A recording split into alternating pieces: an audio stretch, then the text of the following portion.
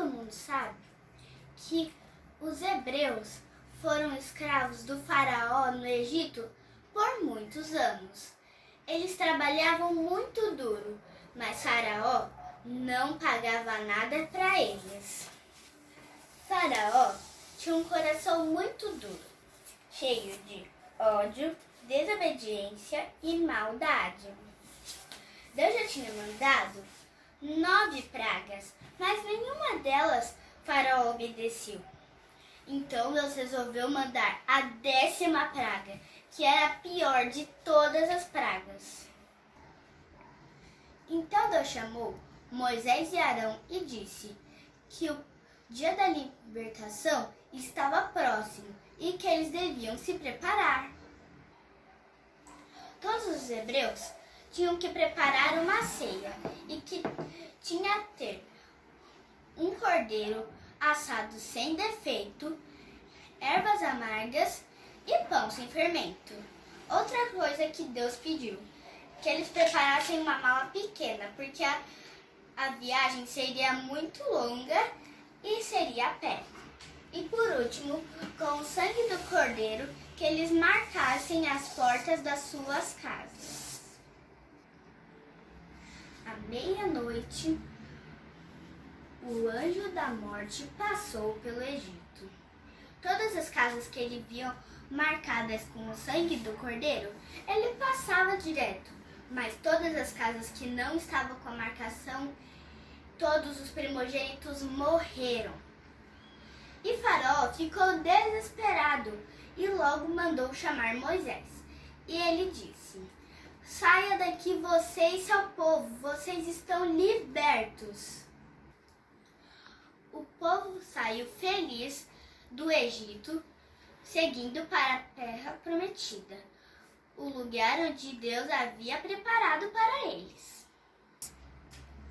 Esse dia ficou conhecido como a Páscoa, que significa passar por cima.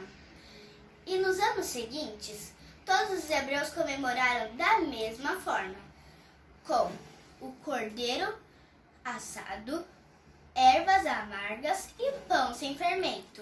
E sempre se lembravam que nesse dia Deus os libertou da escravidão.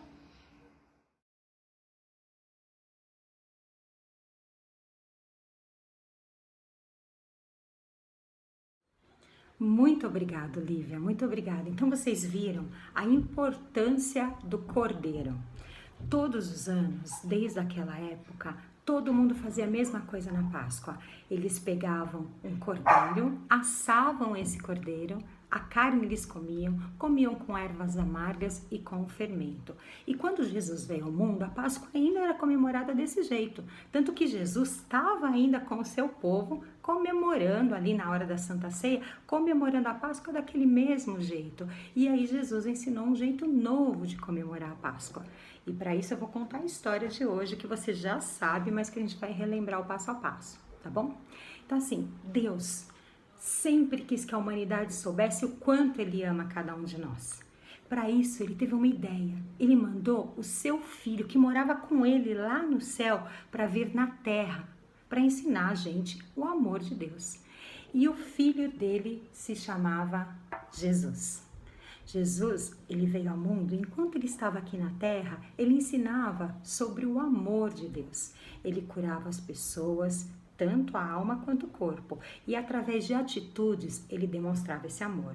E ele falava para as pessoas: ame o próximo como a ti mesmo, ame a Deus acima de todas as coisas, o reino de Deus está próximo.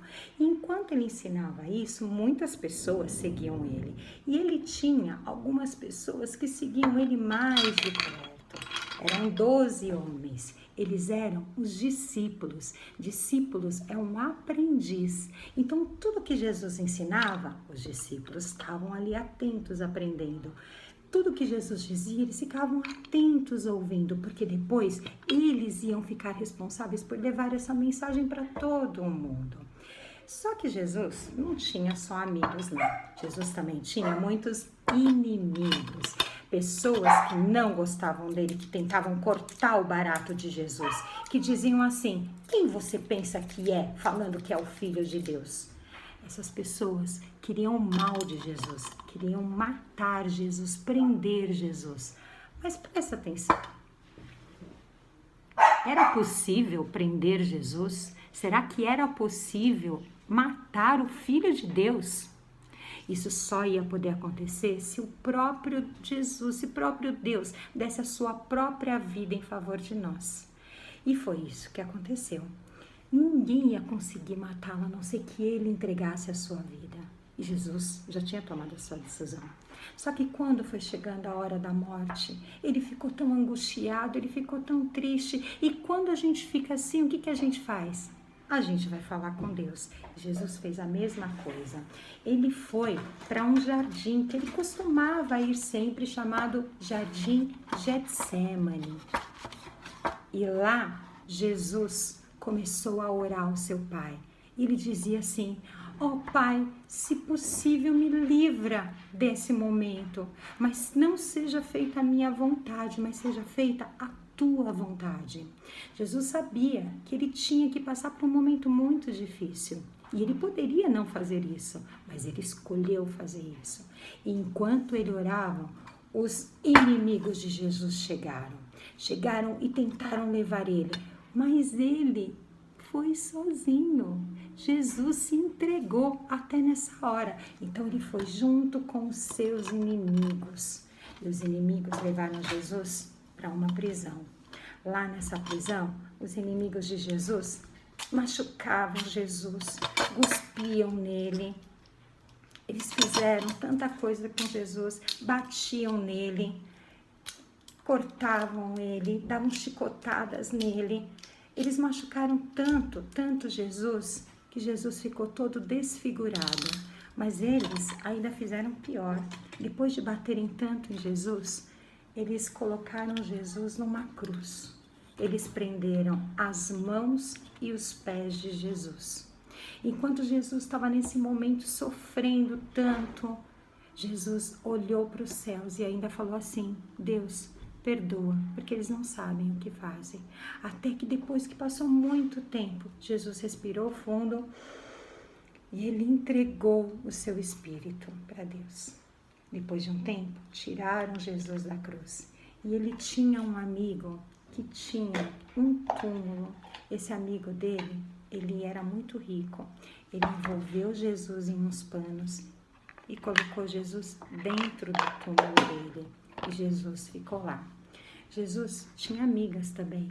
E essas amigas iam todos os dias orar por Jesus. E elas chegavam lá e choravam aos pés, porque elas estavam se sentindo muito sozinhas e abandonadas. Assim também foi com os discípulos. Eles passavam momentos que eles se sentiam sozinhos, abandonados. E já era o terceiro dia que elas faziam isso, até que Deus ouviu do céu a oração delas e enviou um anjo reluzente, um anjo super brilhante, que perguntou para elas: por que vocês choram? O túmulo está vazio, porque Deus já tinha feito um milagre. Jesus, ele venceu a morte. Enquanto Jesus ele estava no túmulo, Jesus, ele lutou contra o diabo. Ele venceu a morte. Ele não estava mais agora lá no túmulo. Quando o anjo falou para elas que Jesus não estava mais no túmulo e mostrou o túmulo vazio para elas, elas ficaram tão felizes que saíram correndo para avisar os discípulos do que tinha acontecido. E alguns discípulos não acreditaram, falavam assim: não pode ser, Jesus já está vivo, ele morreu. Jesus apareceu para os discípulos, Jesus ressuscitado, Jesus ele viveu novamente e ele continuou falando do amor de Deus até que ele voltou para o céu, que é a morada dele. E até hoje a gente comemora a Páscoa dessa forma, como Jesus vencendo a morte, Jesus que ressuscitou. Jesus não está mais morto, Jesus agora está vivo no céu. Não existe mais prisão na cruz. E é através dele que a gente pode se reconciliar de novo com Deus. Por isso que Jesus é chamado do Cordeiro de Deus que tira o pecado do mundo. Por isso que ele teve que sofrer tanto. Jesus, você deve lembrar disso, né? A importância do cordeiro. Era um cordeiro que não podia ter nenhum defeito. Ele tinha que ser um cordeiro jovem e ele recebia um castigo que ele não merecia. E foi assim com Jesus. Ele não merecia o peso dos nossos pecados, mas ele recebeu. Ele não precisava ter feito isso, mas por amor a você, a mim, ele fez. Mas ele não morreu. Ele ressuscitou e está lá no céu. E essa é a nossa esperança, que em breve a gente vai se encontrar com eles. Eu deixo para vocês uma feliz Páscoa. Que vocês aproveitem esse dia para estarem com a família, para agradecerem a Deus pelo seu sacrifício, para pedir desculpas por todas as coisas erradas que vocês fazem, que eu faço, porque eu faço isso também, um monte de coisa errada.